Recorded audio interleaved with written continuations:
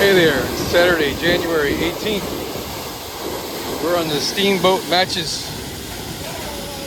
Man,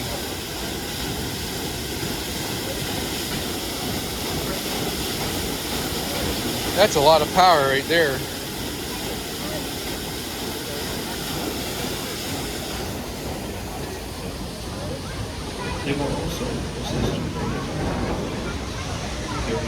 And there's the mighty Mississippi, as they call it.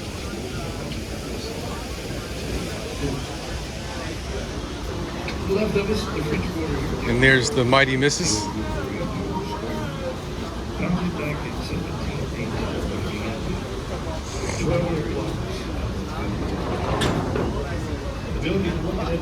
It's a pretty cool boat.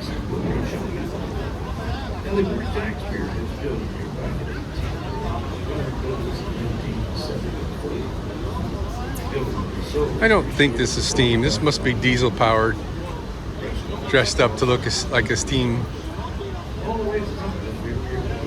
But it has an air horn, that's for sure.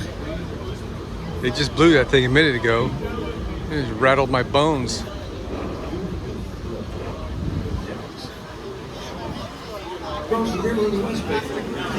Take a look at the other side here. This is the downtown French Quarter. All up here to the right.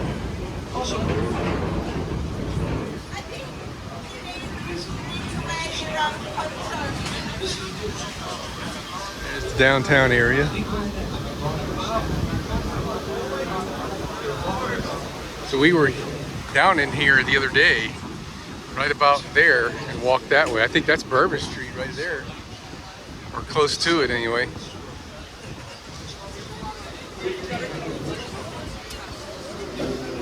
All right, let's enjoy the ride. So look at there, we do have a boiler.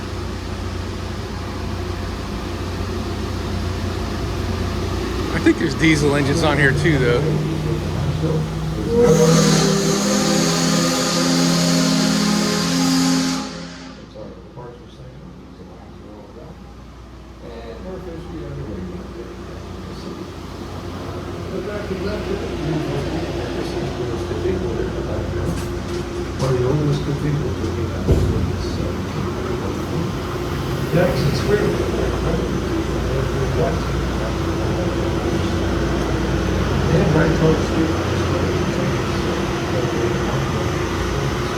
Engine room, please enter.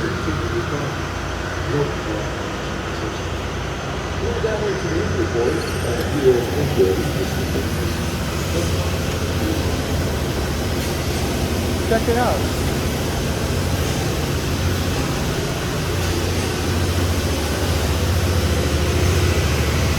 Oh, there's our diesels.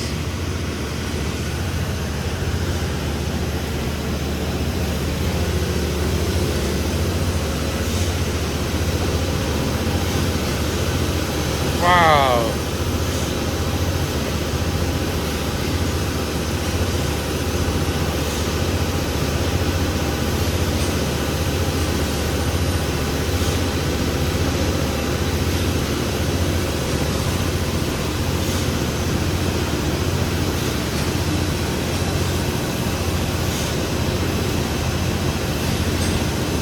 (15 to 30 inches). 4 and a 7-foot stroke.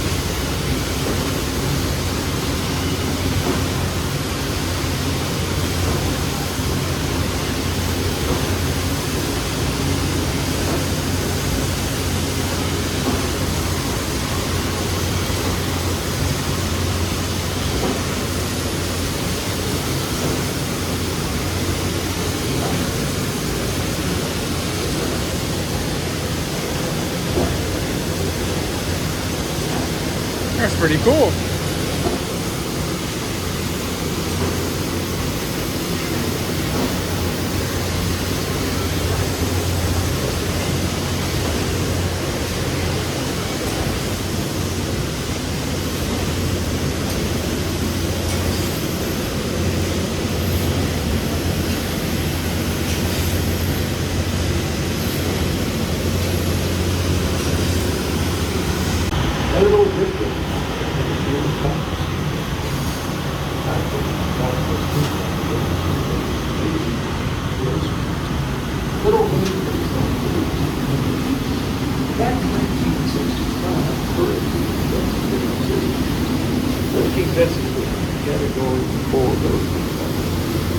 Look at the top of the building.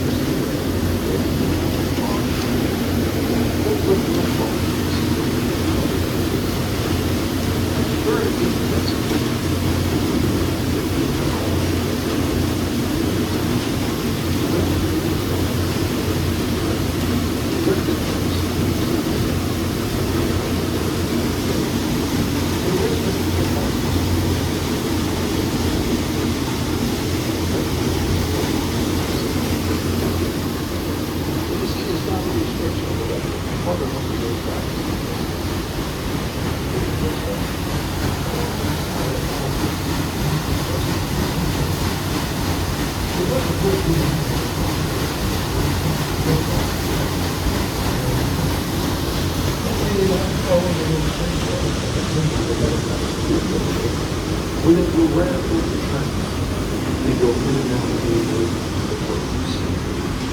You see it?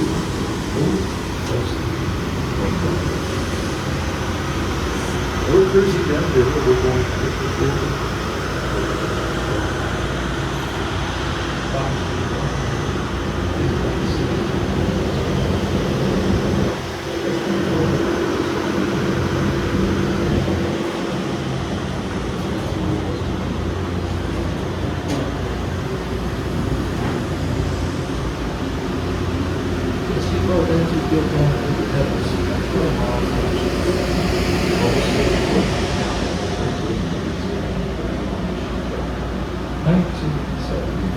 Cost for $5 million.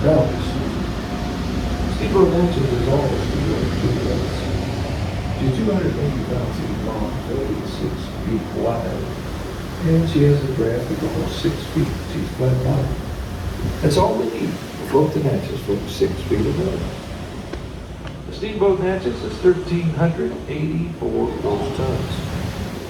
We are inspected by the United States Coast Guard, and we're certified to carry on board the Natchez 1,233 passengers included. That's our capacity. Now, to the right over there, that's a military base on West Main, which is the former 8th District Special Boat Unit 22.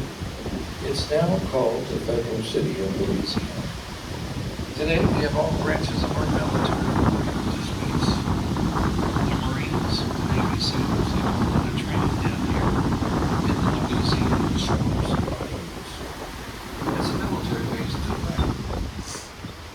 Louisiana.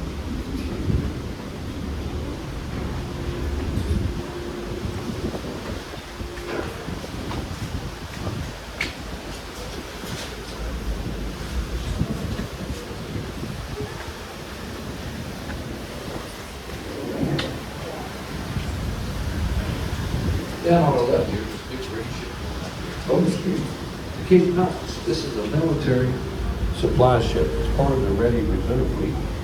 The government has about 40 of these big ships around the country. They keep some here in the south, some over on the west coast, some over on the east coast. It's called a riverboat ship. It has a very large ramp on the stern, big hydraulic ramp. It folds out like a bridge right down onto the dock. The big 18-wheeler trucks, the forklifts, drive right up into the stern of the big ship, unloading big containers and tanks and jeeps, food supplies, medical supplies, whatever they need to take overseas, they put aboard the big ship in just a couple days. Now this ship is very fast. It's powered by steam turbines. This big ship can cross the Atlantic Ocean in 6.5 days. Now you see the black line on the ship, that's the load line. As we pass, look at the numbers on the bow there. You're gonna see some more numbers in the middle and back at the stern near the rudder and propeller. These are called the draft marks. The draft marks indicate how much water the vessel can draw for the draft of the ship. And that is the measurement of that water line to the keel or bottom of the ship. The ship cannot be loaded above that black line. That's as far as they can go, right up to that line. Those markings are put there by the insurance adjusters to keep the captain honest, to keep him from overloading his vessel. And look in the middle there, you'll see some vertical horizontal markings. There's a circle there with a line drawn through it, right there in the middle. These are called the punchhole marks, or the load line marks. These marks or lines indicate the depth in which the vessel may be submerged under certain conditions, such as the time of the year, part of the world the ship may travel in, presence of salt or fresh water, construction of the hull, and type of cargo to be carried. It was named after Samuel Plimsoll, a British statesman and social reformer. His primary efforts in life were to direct against unseaworthy and overloaded vessels. Each one of those lines, one is for winter, spring, summer, and fall, also for freshwater and saltwater. You see the pelican there, and the ropes on the ship, those are cormorants up and down those ship ropes. Again, look at the big ramp back there. That's why they call it a ro-ro ship. The trucks roll on and they roll off that big ramp back there. That's why they call it a ro-ro ship. Military supply vessel, part of the Ready Reserve Fleet. Now look here to the left. You see the opening in the levee here? This is the ICW, Intercoastal Waterways, heading east. The Inner Harbor Navigation Canal. Well, it was a nice little cruise. We're on the way back to the port. Probably another 15 minutes of cruising here.